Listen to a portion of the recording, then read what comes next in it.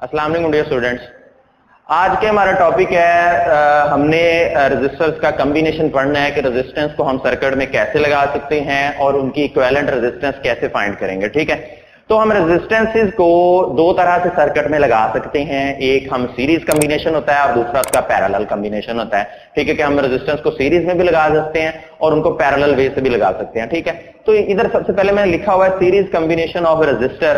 Series combination of resistor में क्या होता है कि जो रेजिस्टेंसेस हैं वो आपस में एंड टू एंड आपस में कनेक्टेड होती है, कि जहां पर एक रेजिस्टेंस खत्म हुई उधर से दूसरी रेजिस्टेंस शुरू हो जाती है, फिर दूसरी जहां पर खत्म होती है वहां से तीसरी रेजिस्टेंस शुरू हो जाती है, और ऐसे ये सो ऑन चलता रहता है। जितनी मर्जी आप रेजिस्टेंसेस जो है वो सीरीज में कनेक्ट करते हैं, कि जहां पर एक रेजिस्टेंस खत्म हुई वहां से दूसरी शुरू, जहां से दूसरी खत्म हुई वहां से तीसरी शुरू। तो इसको एंड टू एंड कनेक्शन बोलते हैं। तो इसमें से मैं कुछ रेजिस्टेंसेस को ऐसे सपोज कर लेता हूं कि ये मेरे पास रेजिस्टेंस R1 है, यहां पर रेजिस्टेंस R2 है और यहां पर रेजिस्टेंस मेरे पास R3 है। ठीक है, इसको मैं R1 का नाम दे लेता हूं, R2 का नाम दे लेता हूं और इसको मैं R3 का नाम दे लेता हूं, और इसको मैं एक सर्किट में इस तरह से कनेक्ट कर देता हूं।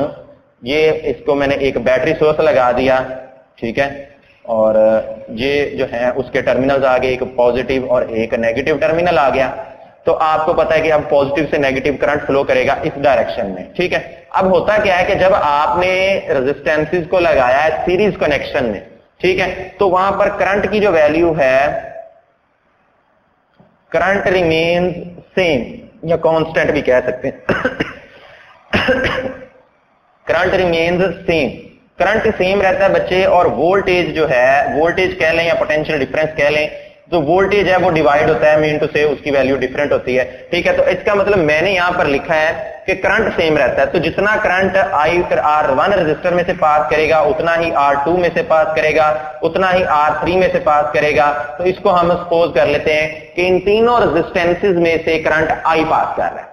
ठीक है, अब चूंकि इनकी मैंने बताया है कि इन तीनों में से जो वोल्टेजेस की वैल्यू होगी वो डिफरेंट पोटेंशियल जो है वो फ्लो करेगा, डिफरेंट वोल्टेज फ्लो करेगा। यहां पर V1 होगी, यहां पर उसकी वैल्यू V2 होगी और यहां पर क्या होगी, उसकी वैल्यू V3 होगी। तो मैं लिखूंगा, मैंने पढ़ा है V is equal to IR। Okay, अब यहां पर जब मैं वोल्टेज V1 की बात करूंगा, यहां पर रेजिस्टर क्या आ जाएगा R1, लेकिन करंट I ही रहेगा क्योंकि करंट क्या है, सेम है, कांस्टेंट है। ठीक है, अब जब मैं इधर वोल्टेज V2 लिखूंगा तो यहां पर आ जाएगा बच्चा IR2, और V3 की जब मैं बात करूंगा तो यहां पर आ जाएगा बच्चे IR3। ठीक है, तो ये हमारे पास तीन डिफरेंट जो है वोल्टेजेस की वैल्यूज आ गई, तीन डिफरेंट हमने इक्वेशंस फाइंड कर ली, V1 के लिए, V2 के लिए और V3 के लिए। अब हम क्या करेंगे कि अब हमने इनका कंबाइंड इफेक्ट फाइंड करना है कि टोटल वोल्टेज कितना होगा, तो वो हमें कैसे फाइंड करना पड़ेगा, हमें इन तीनों की वैल्यूज को ऐड करना पड़ेगा। तो मैं लिख लूंगा V1 plus V2 plus V3। तो V is equal to V1 की बेटा वैल्यू क्या है, वो है IR1, ऐसे ही V2 की वैल्यू वो ऊपर लिखी हुई है IR2, और ऐसे ही V3 की वैल्यू क्या है, ये लिखी हुई है IR3।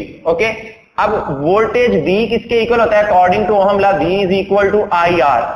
ठीक है, अब यहां पर ये जो रेजिस्टेंस इसमें ये आ रही है IR में, ये हमें इक्विवेलेंट रेजिस्टेंस बताएगी, इसलिए मैं इसके साथ E लिख लूंगा छोटा सा, क्योंकि ये क्या बताएगी हमें, इक्विवेलेंट रेजिस्टेंस। और यहां से मैं I करंट कॉमन ले लेता हूं, अंदर हमारे पास आ जाएगा R1 plus R2 plus R3। अब ये करंट I से कैंसिल हो गया और हमारे पास जो इक्विवेलेंट रेजिस्टेंस RE है वो किसके इक्वल आ गई, R1 plus R2 plus R3। If we have n number of resistors that are connected in a series connection, series combination में अगर हमारे पास n नंबर ऑफ रेजिस्टर्स हो तो देन उनकी इक्विवेलेंट रेजिस्टेंस बेटा आप कैसे फाइंड कर सकते हैं, RE is equal to R1 plus R2 plus R3 और प्लस सो ऑन, वो क्या तक आ जाएगी Rn तक। आप सारी रेजिस्टेंसेस की वैल्यूज को सिंपली आप क्या करेंगे, इक्विवेलेंट रेजिस्टेंस जब आपको पता चले कि जो रेजिस्टर्स का कॉम्बिनेशन है वो सीरीज कॉम्बिनेशन है, तो देन आप क्या करेंगे, उनकी इक्विवेलेंट रेजिस्टेंस फाइंड करने के लिए आप सिंपली उनकी सारी रेजिस्टेंसेस की वैल्यू को सिंपली क्या कर देंगे, ऐड कर देंगे। वो हमारे पास क्या आ जाएगा, वो उनकी इक्विवेलेंट रेजिस्टेंस, टोटल रेजिस्टेंस आ जाएगी। ठीक है, जिन रेजिस्टेंसेस को आपने सीरीज में कनेक्ट किया। ठीक है, नेक्स्ट हमारे पास जो दूसरा इसमें जो है कनेक्शन हो सकता है वो कौन सा हो सकता है, उसमें दूसरा जो कनेक्शन हो सकता है बेटा वो होता है पैरेलल कॉम्बिनेशन, कि आप जो रेजिस्टेंसेस हैं उनको आप पैरेलल वे से भी आपस में कनेक्ट कर सकते हैं। तो इसको बोलते हैं पैरेलल कॉम्बिनेशन ऑफ रेजिस्टेंसेस या resistors, parallel combination of resistors. ठीक है।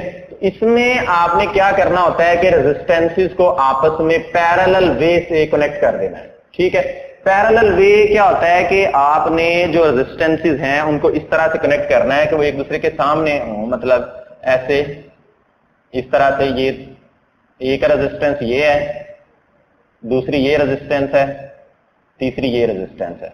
ठीक है, इन तीनों रेजिस्टेंस को आपने एक दूसरे के सामने लगा दिया। R2 है और यहां पर क्या रेजिस्टेंस R3 है। ठीक है, और साथ आपने यहां पर एक बैटरी सोर्स लगा देते हैं हम। ठीक है, वो उसके जो वोल्टेजेस हैं वो V वोल्टेज प्रोवाइड कर रही है, उसका पॉजिटिव टर्मिनल है, ये उसका नेगेटिव टर्मिनल। तो करंट की डायरेक्शन कुछ इस तरह से होगी, पॉजिटिव से नेगेटिव। ठीक है, अब होता क्या है कि जब आप रेजिस्टेंसेस को पैरेलल वे से कनेक्ट करते हैं तो पैरेलल कॉम्बिनेशन में क्या होता है कि इन तीनों में से जो करंट की वैल्यू होगी वो डिफरेंट होगी। इसमें से जो करंट होगा वो I1 होगा, इसमें से जो करंट होगा वो I2 होगा, और इसमें से जो करंट होगा वो I3 होगा।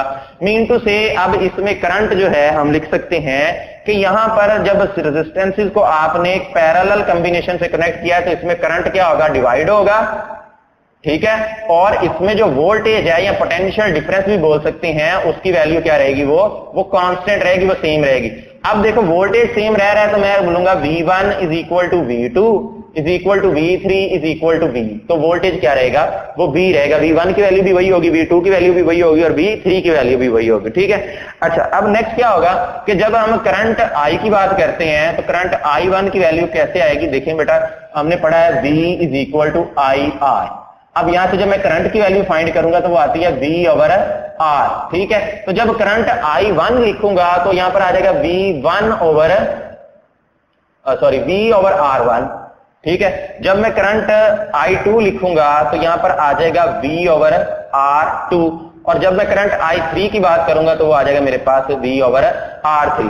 अब आपको यहां पर नजर आ रहा है कि यहां पर हमारे पास कितने करंट्स की वैल्यू है, हमारे पास टोटल 3 करंट है।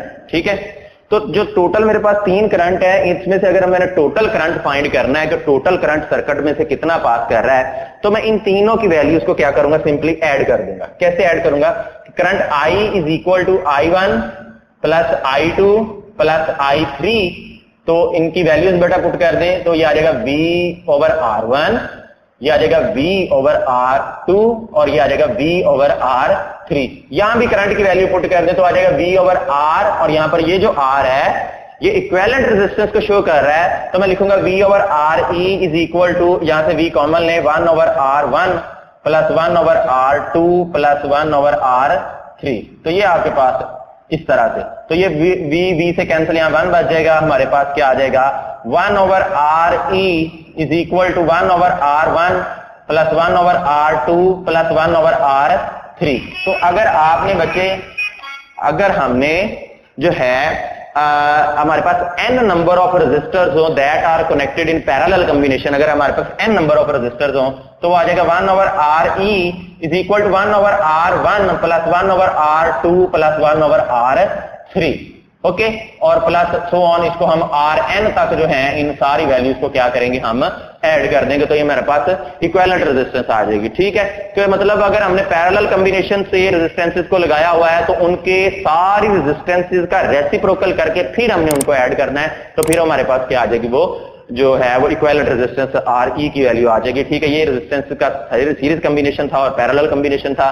सीरीज कॉम्बिनेशन में करंट सेम होता है, वोल्टेज डिवाइड करता है, और पैरेलल कॉम्बिनेशन में क्या होता है, इसका रिवर्स होता है, उसमें करंट डिवाइड होता है और वोल्टेज जो है वो सेम रहता है। ठीक है, नेक्स्ट आर्टिकल में हम जो है रेजिस्टेंस किन फैक्टर्स पे डिपेंड करती है उनको हम स्टडी करेंगे, और कैसे रेजिस्टेंस जो है वो टेम्परेचर के साथ जो है वो इंक्रीज करती है। थ्योरेटिकली भी हम देखेंगे और उसको हम एक्सपेरिमेंटली कैलकुलेटेड भी उसकी वैल्यू को भी कैलकुलेट करेंगे कि कैसे जो है रेजिस्टेंस टेम्परेचर के साथ वो वेरी करती है। ठीक है, नेक्स्ट लेक्चर में हम इंशाल्लाह ये चीज डिस्कस करेंगे। टेक केयर, अल्लाह हाफिज।